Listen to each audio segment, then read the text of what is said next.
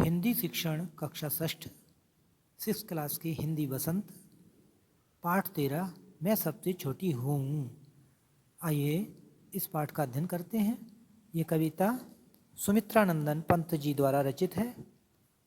मैं सबसे छोटी हूँ, मैं सबसे छोटी हूँ, तेरी गोदी में सोऊं, तेरा अंचल पकड़ पकड़ कर फिरूं सदा माँ तेरे साथ, फिरूं सदा माँ तेरे साथ, कभी ना छोड़ूं तेरा हाथ।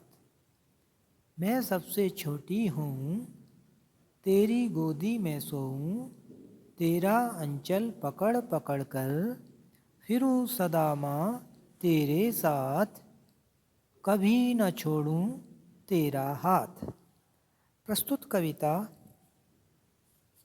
हमारी पाठ्यपुस्तक वसंत के मैं सबसे छोटी हूँ नामक पाठ से अवतरित है। संदर्भ प्रसंग में लिखेंगे। इस कविता में बताया गया है कि बच्ची छोटी होकर हमेशा माँ के साथ ही रहना चाहती है। उसे माँ से बढ़कर और कोई भी अधिक अच्छा नहीं लगता। उसे सबसे प्यारी अपनी माँ ही लगती है। हिंदी अर्थ। एक छोटी सी बच्ची अपनी माँ से कहती है कि हे माँ, मैं कभी बड़ी ना होऊं, मैं छोटी ही बनी रहूं और तुम्हारी गोदी में ही सोया करूं। हे माँ, मैं तुम्हारा आंचल पकड़कर हमेशा तुम्हारे साथ घूमती रहूं और तुम्हारा हाथ भी कभी न छोड़ूं। अर्थात अत्यधिक प्यार के कारण, स्नेह के कारण बालिका अपनी माँ के साथ ही रहना पसंद करती है और उसे माँ से अच्छा और कोई नहीं लगता। वह माँ के सदैव साथ ही रहना चाहती है। बड़ा बनाकर पहले हमको तू पीछे चलती है मात, बड़ा बनाकर पहले हमको तू पीछे चलती है मात, हाथ पकड़ फिर सदा हमारे साथ नहीं फिरती दिन रात, अपने कर से खिला धुला मुख, धूल पोंछ सज्जित कर गात, गात शरीर, थमा खिलौने नहीं सुनाती हमें सुखद परियों की बात। छोटी लड़की अपनी माँ से आगे कहती है कि हे माँ, तुम तो पहले मुझे बड़ा बना देती हो, फिर हमेशा तुम हमारे साथ छल करती हो। बड़ा बनाकर पहले हमको तू पीछे छलती है मात। पहले तो तुम हमको बड़ा बनाती हो, परवरिश करती हो, और बड़ा हो जाने पर फिर हमारे साथ दिन रात नहीं रहती हो। माँ, तुम हमारे लिए अपने हाथ से खिला पिलाकर, मुंह धुलाकर, धूल झाड़ पोंछ कर और हमारे शरीर को सुंदर बनाकर फिर हाथ में खिलौने दे देती हो। फिर तुम हमें खिलौनों से बहलाकर परियों वाली कहानी भी नहीं सुनाती हो। थमा खिलौने नहीं सुनाती हमें सुखद परियों की बात। अर्थात हमें फिर से तुम परियों जैसी मीठी कहानियाँ नहीं सुनाती हो जो पहले सुनाया करती थीं। ज्यों ज्यों हम बड़े होते जाते हैं तुम हमसे दूर होती जाती हो और हमें खिलौनों से बहलाने को दे देती हो और अपने कार्यों में लग जाती हो। अगली अंतिम पंक्तियां हैं। ऐसी बड़ी न होऊं मैं, तेरा स्नेह न खोऊं मैं, तेरे अंचल की छाया में छिपी रहूं, निस्पृह निर्भय कहूं दिखा दे चंद्रोदय। आगे कवि कहता है कि वह बालिका, नन्ही वो बच्ची अपनी माँ से कह रही है कि मैं ऐसी बड़ी नहीं होना चाहती जिससे तुम्हारे प्यार से वंचित रह जाऊं। तेरा स्नेह न खोऊं, मुझे तेरा स्नेह नहीं खोना है, मुझे तो तुम्हारा प्यार हमेशा ही चाहिए। हे माँ, तुम मुझे छोटा ही बना रहने दो, मैं छोटी रहकर तुम्हारे अंचल में छिपी रहना चाहती हूँ और मैं बड़ी होना भी नहीं चाहती, क्योंकि बड़े होने पर तुम मुझे अपने से दूर कर दोगी और तुम्हें बिना डर से मैं कह सकूं कि माँ, मुझे निकलता हुआ चाँद दिखा दो, मैं नन्ही सी छोटी सी बालिका बनी रहना चाहती हूँ। इस प्रकार कवि बालिका के मनोगत भावों का सुंदर, सजीव, स्वाभाविक वर्णन करते हैं। कवि सुमित्रानंदन पंत कोमल भावनाओं के सुकुमार कवि कहे जाते हैं। अब इस कविता का शब्दार्थ देख लें। जो कठिन शब्द हैं, अंचल, आंचल, साड़ी का वो भाग जो कमर के ऊपर होता है। छलना माने कपट करना, छल करना। मात माने माता, कर माने हाथ, सज्जित माने सजाकर, गात माने शरीर, सुखद सुखदायक या सुख देने वाला या सुख देने वाली, स्नेह माने प्यार, निष्प्रह निष्प्रह बिना इच्छा के, निर्भय निर माने बिना, भय माने डर, बिना डर के यानी निडर, चंद्रोदय चांद का निकलना। इस प्रकार से इन शब्दों को, शब्द के अर्थों को समझकर कविता का अर्थ समझें और संदर्भ, प्रसंग और हिंदी अर्थ के साथ कविता को अपने शब्दों में भावार्थ लिखें। कविता याद करें। सबसे पहले कविता अच्छी तरह से पढ़कर उनके शब्दार्थ समझना अत्यावश्यक है। आइए अब इन पाठ में दिए गए प्रश्नों के उत्तर समझते हैं। प्रश्न नंबर 1 है, कविता में सबसे छोटे होने की कल्पना क्यों की गई है? उत्तर, कविता में सबसे छोटे होने की कल्पना इसलिए की गई है ताकि उसे माँ का साथ और माँ का प्यार हमेशा मिलता रहे। बच्चा जब तक अबोध होता है और जितना छोटा होता है, माँ उसका उतना ही अधिक ख्याल और उसकी अधिक चिंता करती है। जो बच्चा समझदार होता जाता है, त्यों त्यों माता आश्वस्त होती जाती है कि बालक में समझ आ चुकी है। प्रश्न नंबर 2, कविता में ऐसी बड़ी ना हो ऐसा क्यों कहा गया है? क्या तुम भी छोटे बने रहना पसंद करोगे? उत्तर, कविता में ऐसी बड़ी ना हो इसलिए कहा गया है कि बड़ा होते ही माँ खिला पिलाकर या खिलौनों से बहलाकर फिर परियों की कहानी नहीं सुनाती है और हम भी हमेशा छोटे बने रहना पसंद करेंगे ताकि हमें भी अपनी माँ का प्यार मिलता रहे। प्रश्न नंबर 3, निम्न पंक्तियों का आशय स्पष्ट करो। हाथ पकड़ फिर सदा हमारे साथ नहीं फिरती दिन रात। बच्ची माँ से कहती है कि हे माँ, तुम बड़े होते ही हमें नहला धुलाकर खिलौने देकर फिर अपने आप खेलने के लिए छोड़ देती हो और अपने कार्यों में जुट जाती हो। इस तरह तुम हर समय हमारे साथ नहीं रह पाती हो और हमारे साथ घूमती फिरती भी नहीं हो। प्रश्न नंबर 4, अपने छुटपन मानी बचपन, अपने छुटपन में बच्चे अपनी माँ के बहुत करीब रहते हैं। इस कविता में नज़दीकी की कौन कौन सी स्थितियाँ बताई गई हैं? छुटपन में बच्चे अपनी माँ के बहुत करीब रहते हैं। कविता में माँ का प्यार, माँ का साथ और उसकी आंचल की छाँव को बच्चा नहीं छोड़ना चाहता, माँ की गोद में ही सोना, माँ का हाथ कभी ना छोड़ना आदि नज़दीकी स्थितियाँ बताई गई हैं। इस प्रकार से इन प्रश्नों को पढ़कर उनके उत्तर लिखेंगे, शब्दार्थ समझेंगे और उसके बाद कविता का सस्वर गायन करें, सस्वर पाठ करें। उसके बाद आपको कविता का आनंद भी प्राप्त होगा और आप अच्छी तरह से इस कविता का अर्थ, प्रश्नोत्तर, भावार्थ समझकर और अभ्यास कार्य पूर्ण कर लेंगे। कविता से आगे प्रश्न दिया है, इसमें तुम्हारी माँ तुम लोगों के लिए क्या क्या काम करती है? तो ये बहुत इम्पोर्टेंट प्रश्न है और आसान है। आप बताइए, माँ आपके लिए क्या क्या काम करती है?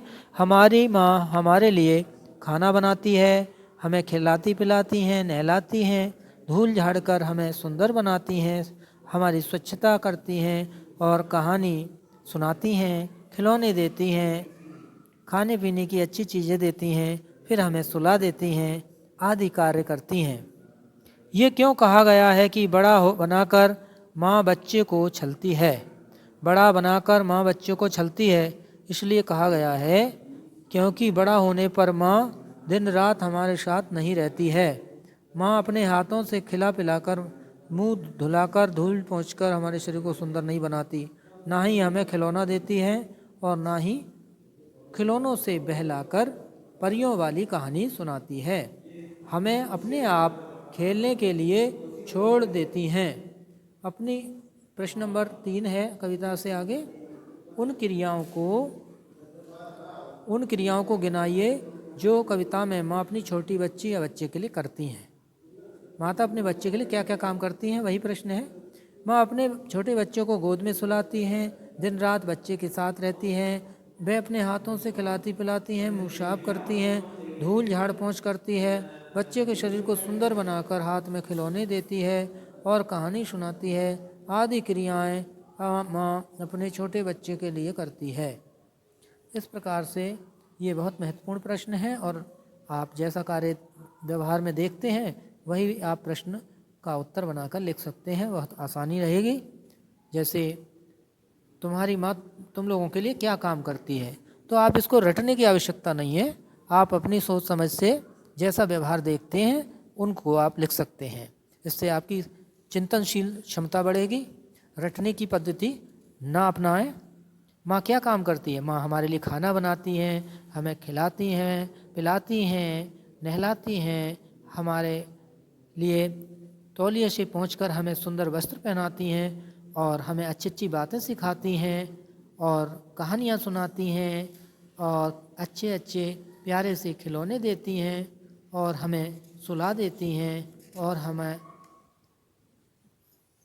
अनेक प्रकार की अच्छी बातें बताकर हमारे जीवन को संस्कारित करती हैं। इस प्रकार माँ का बच्चे के प्रति सबसे बड़ा योगदान रहता है। उसके जीवन निर्माण के लिए माँ ही पहली पाठशाला कहलाती है। माँ ही बच्चे की पहली प्रथम पाठशाला है और जो बच्चे के जन्म से संस्कार मिल जाते हैं वो जीवन भर बने रहते हैं। ये बात बिल्कुल सत्य है कि जो संस्कार माँ अच्छी चीज़ें सिखा देती है वो जीवन में बच्चे के हमेशा साथ रहती हैं। इस प्रकार से इस कविता को अच्छी प्रकार से आप याद कर लें, पढ़ें, सस्वर वाचन करें तो आपको इस कविता का रसास्वादन करने का भी आनंद आएगा। एक बार इस कविता का अंत में पाठ और कर लें। मैं सबसे छोटी हूँ, मैं सबसे छोटी हूँ, तेरी गोदी में सोऊं, तेरा अंचल पकड़ पकड़ कर फिरूं सदा माँ तेरे साथ, कभी ना छोड़ूं तेरा हाथ। बड़ा बनाकर पहले हमको तू पीछे चलती है मात, हाथ पकड़ फिर सदा हमारे साथ नहीं रहती दिन रात, साथ नहीं फिरती दिन रात। अपने कर से खिला धुला मुख, कर माने हाथ, अपने हाथों से खिला पिला कर, मुँह धोकर और धूल झाड़ कर, साफ सुथरे स्वच्छ कपड़े पहनाकर हमें थमा खिलौने दे देती हैं, नहीं सुनाती परियों की सुखद बात, परियों की सुखद कहानियाँ फिर नहीं सुनाती, फिर कहती हैं तुम अपना ये काम में करो, ऐसे खेलती रहो और मैं ये कार्य निपटा लूँ। इस प्रकार से बालिका को वह कार्यों में लगा देती हैं और वो सदा साथ नहीं फिरती हैं। इसीलिए बच्ची कहना चाहती है कि माँ मैं बड़ी नहीं होना चाहती, क्योंकि जितना मैं छोटी हूँ तो उतना ही तुम मेरे साथ रहती हो, ज्यों ज्यों बड़ी होती जाती हो तुम मुझसे दूर होती जाती हो। यही भाव इस कविता में परिलक्षित होता है। और इस कविता के रचयिता कौन हैं? हाँ जी, कविता के रचयिता सुमित्रानंदन पंत जी हैं। तो कविता के रचयिता का नाम अवश्य याद करिए, पाठ का नाम अवश्य याद होना चाहिए, तभी संदर्भ सही होगा, क्योंकि परीक्षा में संदर्भ, प्रसंग, अर्थ तीनों चीज़ें होनी चाहिए। संदर्भ सही है तो प्रसंग और अर्थ अपने आप सही होता जाता है। शब्दार्थ कॉपी पर लिखेंगे। शब्दार्थ के बाद कविता से जो मुख्य प्रश्न 4 दिए हैं इन्हें लिखेंगे। इसके बाद जो 3 प्रश्न इम्पोर्टेंट हैं वह भी लिखने हैं। तुम्हारी माँ तुम लोगों के लिए क्या काम करती हैं? उत्तर है हमारी माँ हमारे लिए खाना बनाती हैं, खिलाती हैं, नहलाती हैं, धूल झाड़कर हमें सुंदर वस्त्र पहनाकर हमें सजाती हैं और कहानी सुनाती हैं, खिलौने आदि लाकर देती हैं, फिर हमारे साथ थोड़ा बहुत खेलती हैं, हमें सुला देती हैं, इत्यादि अनेक काम हमारी माँ दिन रात हमारे लिए करती हैं। ये क्यों कहा गया है कि बच्चे द्वारा कि बड़े होकर माँ बच्चे को छलती है? बड़ा बनाकर माँ बच्चे को छलती है इसलिए कहा गया कि बड़ा होने पर माँ दिन रात तो साथ रह नहीं पाती, तो वह अपने हाथों से खिला पिला कर, धूल झाड़ कर, साफ सुथरे स्वच्छ वस्त्र पहनाकर और वो उन्हें खिलौने आदि देकर उसे स्वयं अपने कार्य में लगाने की सीख देती है, और ताकि वह भी अपना काम कर सके और वो परियों वाली कहानी सुना नहीं पाती हैं और हमें अपने आप खेलने के लिए छोड़ देती हैं। इसीलिए ये कहा गया है कि बड़ा होने पर माँ बच्चे को छलती है, यानी वो उसे बहाने से अपने से दूर कर देती है कि वो खेल में लग गया है, बच्चा खिलौने खेल रहा है और मैं भी अपने और कार्य कर लूँ, रसोई का काम निपटा लूँ, खाना बना लूँ या दूध गर्म कर लूँ। इस प्रकार के अनेक कार्यों में माँ घर गृहस्थी के दिन भर के कार्यों में जुटी रहती है, साथ साथ वह अपना ध्यान बच्चे पर भी बराबर रखती है।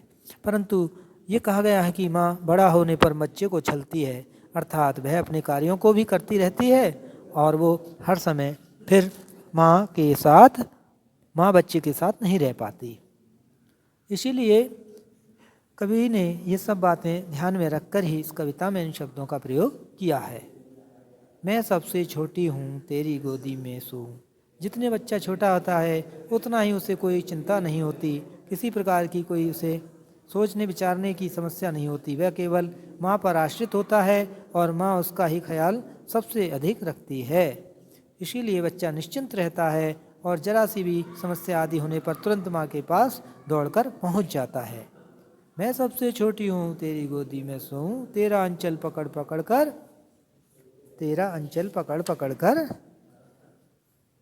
फिरूं सदा माँ तेरे हाथ, तेरे साथ कभी न छोड़ूं तेरा हाथ। अगली पंक्तियां हैं और एक बार और पाठ कर लें। रीडिंग सही आनी चाहिए, वाचन सही होना चाहिए, कविता का सस्वर वाचन, उसका सही भाव के अनुसार वाचन होना अत्यावश्यक है। बड़ा बनाकर पहले हमको तू पीछे चलती है, तू पीछे छलती है माथ, छलती है छल करना। हाथ पकड़ फिर सदा हमारे साथ नहीं फिरती दिन रात, अपने कर से खिला धुला मुख धूल पोंछ सज्जित कर गात।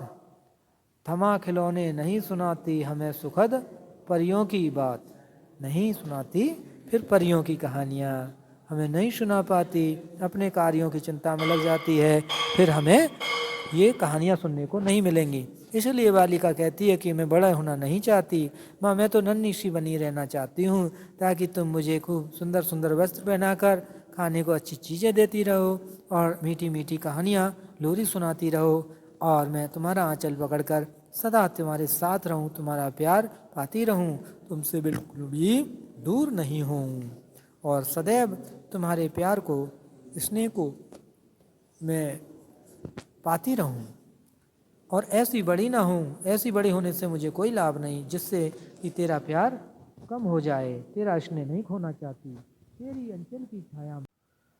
अंत में बच्ची अपनी माँ से कहना चाहती है कि मैं ऐसी बड़ी नहीं होना चाहती जिससे कि मैं तुम्हारे प्यार से वंचित रह जाऊं और मुझे तो तुम्हारा प्यार हमेशा चाहिए।